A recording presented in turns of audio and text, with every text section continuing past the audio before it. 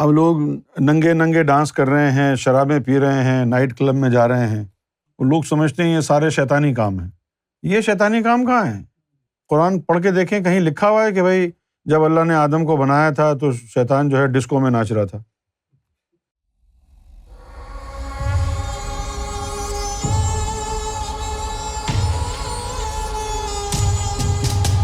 شیطان کا سب سے طاقتور حملہ کیا اور اس کا حل کیا ہے؟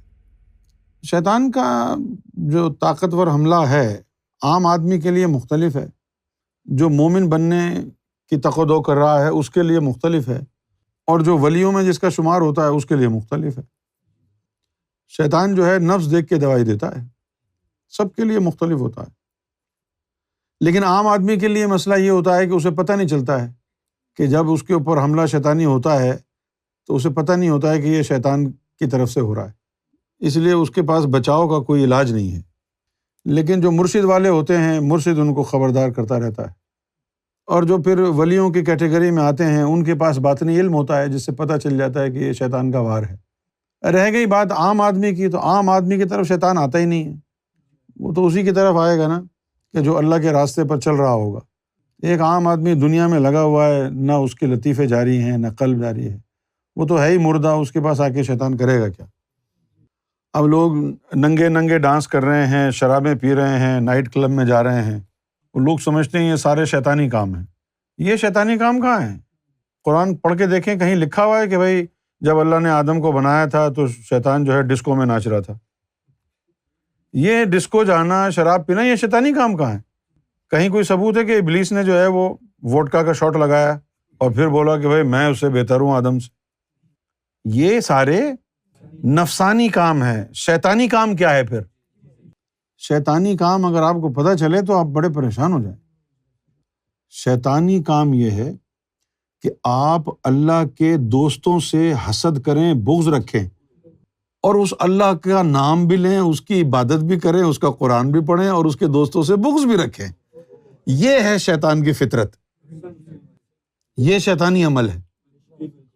عبادات کے ساتھ حسد بھی پالنا، بغض بھی پالنا، یہ شیطانی عمل ہے۔ اور جو گناہ گار ہے وہ تو عبادت کرتا ہی نہیں ہے، وہ گناہوں میں لگا ہوا ہے، تو وہ شیطان نہیں ہے، وہ نفسانی کام میں لگا ہوا ہے۔ اس کی بخشش کا پھر بھی جو ہے یعنی پاسبلٹی ہے کہ اس کی بخشش ہو جائے۔ کیوں؟ کیونکہ وہ گناہوں کی وجہ سے آپ کو بہت برا سمجھتا ہے، اللہ کے ولیوں کی، نبیوں کی تعظیم کرتا ہے کہ جی ہم تو بڑے گناہ گار لوگ ہیں، وہ نبیوں کی، ولیوں کی تعظیم کرتا ہے۔ میں ایک واقعہ آپ کو سناتا ہوں۔ موسیٰ علیہ السلام کے دور میں موسیٰ علیہ السلام نے ایک اپنے امتی کے بارے میں یہ کہا کہ اے اللہ، وہ جو بندہ ہے وہ میری نظر میں بڑا اچھا ہے، وہ بہت عبادت کرتا ہے، اور ایک دوسرا بندہ ہے وہ بڑا گناہ گار ہے، اس سے مجھے بڑی خار چڑھتی ہے۔ تو اللہ تعالیٰ نے فرمایا کہ جو بندہ تجھے پسند ہے نا عبادتیں کرنے والا، وہ مجھے پسند نہیں، اور وہ جو گناہ گار بندہ ہے اس کا مجھ پر ایمان ہے۔ تو موسیٰ علیہ السلام پریشان ہو گئے کہ یار یہ کیا ہوئی بات، وہ تو سارا ہر وقت گناہوں میں لگا رہتا ہے، اللہ کہہ رہا ہے میرے اوپر ایمان ہے۔ تو اللہ تعالیٰ نے موسیٰ علیہ السلام کو کہا کہ تم آزما لو، جا کے جاؤ، اور جا کے سب سے پہلے وہ جو نیک اور پارسا بندہ ہے نا جس کو تم اچھا سمجھتے ہو، اس کو جا کے کہو کہ یار میں نے سوئی کے ناکے سے اونٹ گزرتا ہوا دیکھا ہے، تمہارا کیا خیال ہے؟ موسیٰ علیہ السلام نے جا کے اس بندے کو جو عبادت گزار تھا اس کو یہ کہا کہ یار میں نے سوئی کے ناکے سے اونٹ گزرتا ہوا دیکھا، تمہارا کیا خیال ہے؟ تو اس نے کہا جی میں تو آپ کو نبی سمجھتا تھا، ایسی بہکی باتیں کر رہے ہیں آپ، بھلا سوئی کے ناکے سے بھی اونٹ گزر سکتا ہے کیا؟ تو ٹکا سا جواب دے کے اس کو رخصت کر دیا۔ پھر گیا وہ گناہ گار کے پاس۔ اب وہ ڈرتے ڈرتے گئے موسیٰ علیہ السلام کہ بھائی زاہد و پارسا نے مجھے اس بات پر یہ کہا۔ اچھا، موسیٰ علیہ السلام کے ذہن میں یہ تھا کہ یار اللہ نے یہ کیسی بات کہہ دی، مجھے تو دو جلی کٹی سننی پڑ گئی، اور بات تو یہی ہے کہ سوئی کے ناکے میں سے اونٹ کیسے گزرے گا، کوئی ہاں کرے گا کیا؟ وہ یہ سوچتے ہوئے جا رہے تھے، وہ گناہ گار کے پاس آ گئے، کہنے لگے جب عبادت گزار نے اتنا مجھے لتاڑا ہے، اب یہ گناہ گار تو پتہ نہیں کیا کرے گا میرا جب یہ بات سنے گا۔ وہ گناہ گار کے پاس گئے کہ میاں بات سنو، کیا ایسا ہو سکتا ہے کہ سوئی کے ناکے سے اونٹ گزر جائے؟ تو گناہ گار کہنے لگا جی آپ تو نبی ہیں، کیا آپ کو اللہ پر ایمان نہیں ہے؟ اللہ چاہے تو کچھ بھی کر سکتا ہے، تو یہ اس کا ایمان اور یہ اس کا جو ہے ٹرسٹ تھا اللہ کے اوپر. اور وہ جو عبادت گزار بندہ تھا وہ لالچی کتا تھا جنت کا، اس کا اللہ پر ایمان نہیں تھا.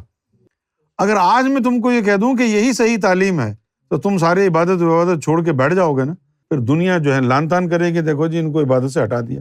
لیکن حقیقت یہی ہے، اصل چیز ہے اللہ کی ذات پر ایمان سے، کیونکہ عبادت کا بھی تکبر آ جاتا ہے.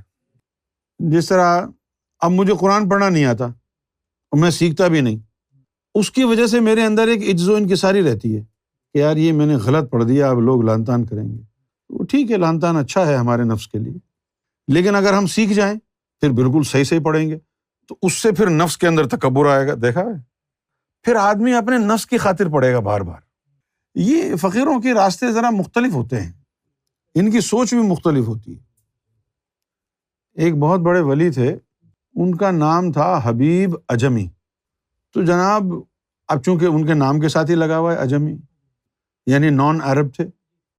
تو ایک امام تھے، ان کو پتہ چلا حبیب اجمی کے بارے میں کہ بھئی وہ ایک درویش ہے، تو وہ زیارت کے لیے آئے.